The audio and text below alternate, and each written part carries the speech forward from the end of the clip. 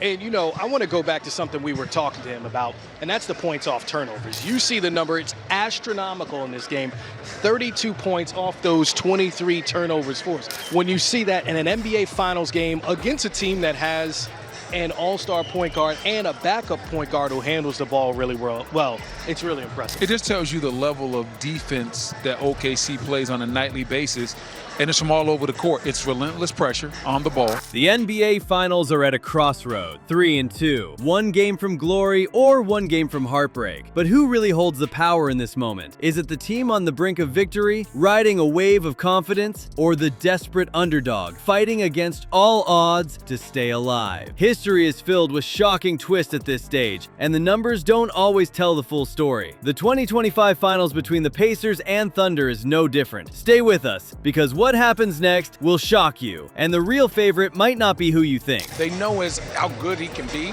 and if he doesn't play well, it's going to be a little bit easier to beat the Pacers.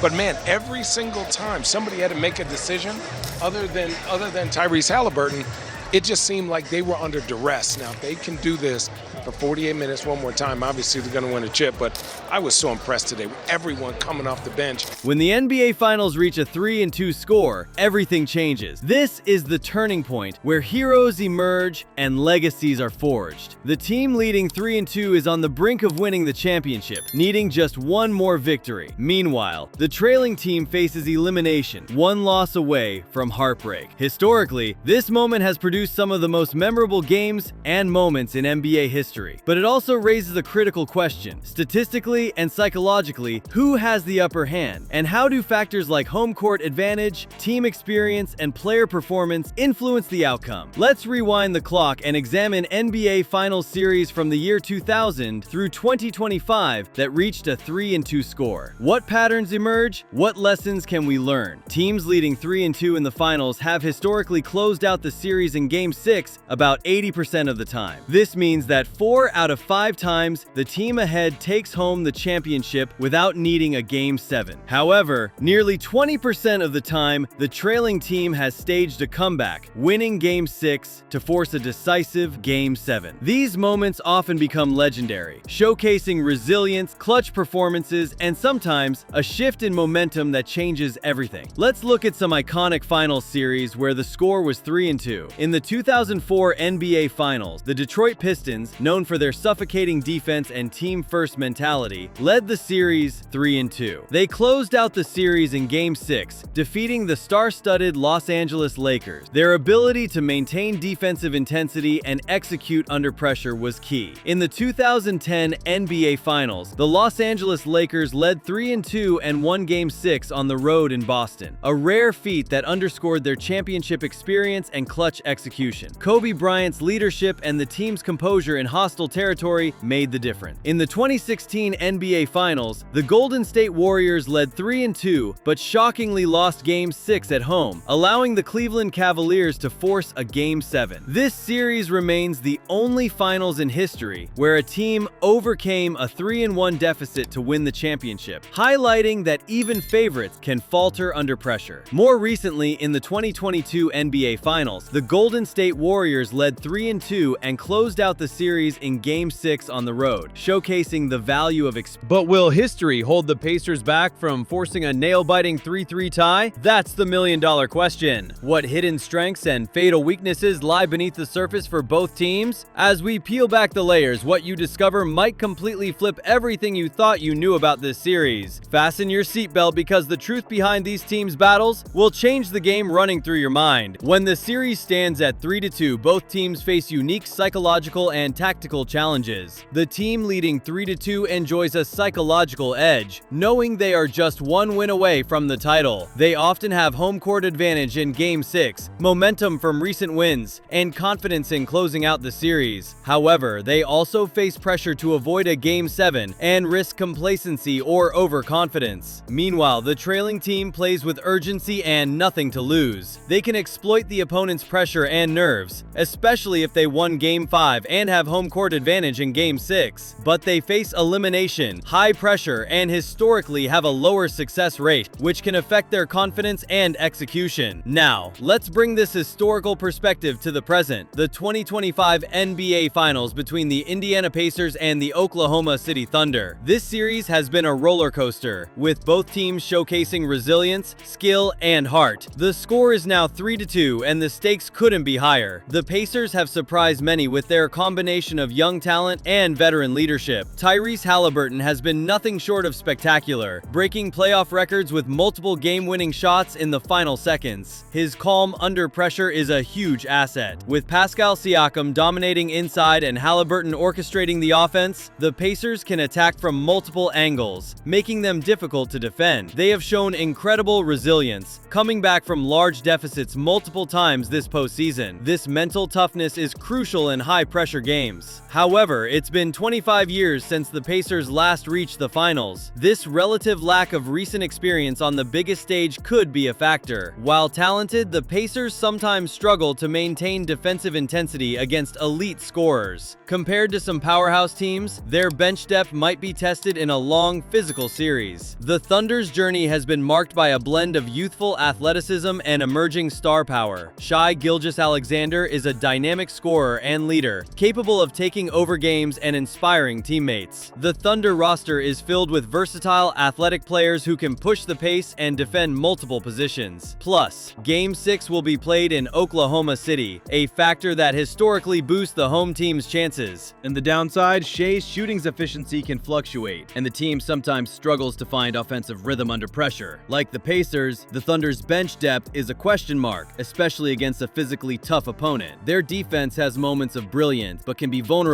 to well-executed offensive scheme. Historically, the team leading 3-2 in the finals, especially with home court advantage, wins about 80% of the time. The Thunder fit this profile perfectly. However, the Pacers' resilience and clutch performances echo the rare cases where teams have forced a Game 7 or even pulled off a comeback. At this stage, the mental game is just as important as physical skill. The leading team must manage the pressure of closing out the series without succumbing to nerves or complacency. The trailing team plays with desperation, often leading to fearless, high-risk plays that can either spark a comeback or end in heartbreak. Coaching strategies, timeout management, and in-game adjustments will be critical in tipping the scales. After analyzing 25 years of NBA Finals history, weighing psychological, tactical, and statistical factors, and considering the unique strengths and weaknesses of both the Pacers and Thunder, who truly has the edge? Will the Thunder's home court and star power be enough to close out the series? Or will the Pacers' clutch gene and balanced attack force a historic Game 7? Based on everything we've seen, the numbers and history favor the Thunder to close out the series in Game 6, especially with the home crowd behind them. But if there's one thing basketball has taught us, it's that nothing is guaranteed. The Pacers have the heart and talent to defy the odds, and that's what makes this series must-watch drama. If you enjoyed this deep dive, smash that like button, subscribe to Basketball Dribble, and tell us in the comments, who do you think will win Game 6 and why? Until next time, keep dribbling, keep dreaming.